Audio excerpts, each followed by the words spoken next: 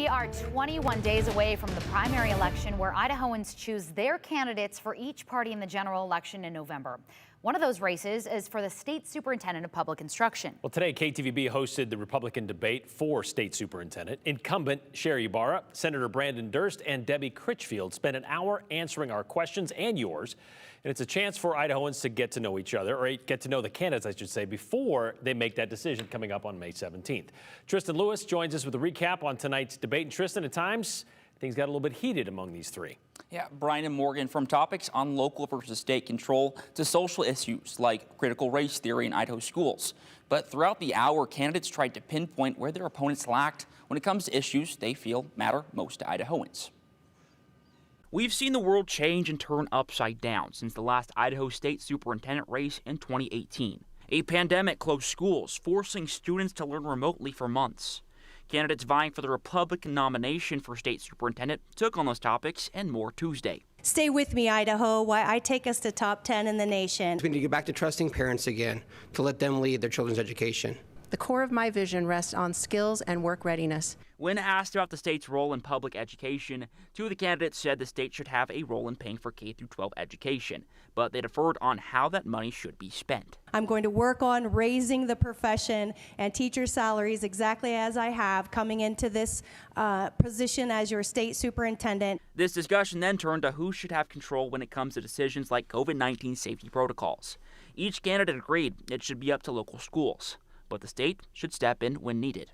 Being an advocate for local control and supporting that does not mean leaving school districts to themselves. And that is what I have consistently heard over the last 2 years. When we saw last fall families being forced to mask their children over their own objections, that was a case where we should have gone ultra-local, back to the parents. The State Board of Education should have passed a state board policy to prohibit mask mandates in local school districts.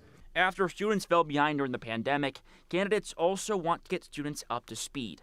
Candidate Branden Durst believes in funding students, not systems, and more school choice. So when we talk about getting these children back to where they need to be, that includes making sure that they're in a location and an environment that works for them. Incumbent Superintendent Sherri Ybarra says one of her top priorities, all-day kindergarten, which passed this legislative session, will help. Because we know we need to jumpstart some of those students who missed out on some of those small closures and some of those gaps in their educational system. While opponent Debbie Critchfield says seat time in schools is not enough.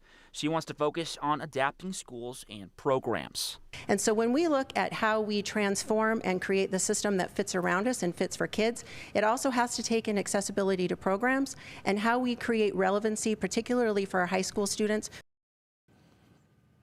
And another major talking point since the last election is critical race theory. Some Republicans believe it's being taught in Idaho schools, including a superintendent candidate. And Idaho lawmakers signed legislation last year to ensure CRT is not being taught and no money is going towards it. And Morgan, you asked candidates how to define it and if they had any evidence whether it's a thing in Idaho schools. Yeah, we did ask about that. Conversations around critical race theory, all of a sudden surfaced over the last couple of years. Although this theory itself has been around for decades, it's a framework taught mostly in law school and some other higher education settings about viewing race as a social construct and examining institutionalized and systemic racism.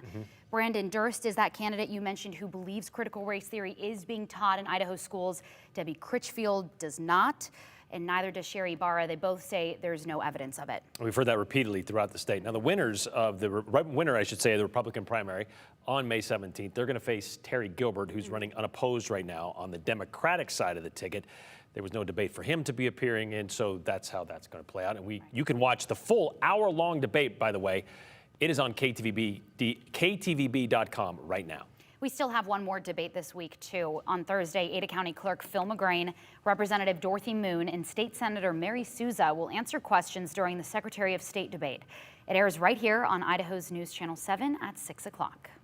If there is a specific question you want us to ask the candidates on Thursday, like we did tonight, just send us a text with your question, and you can send us that number on your screen, 208-321-5614. Just make sure to include the hashtag debate.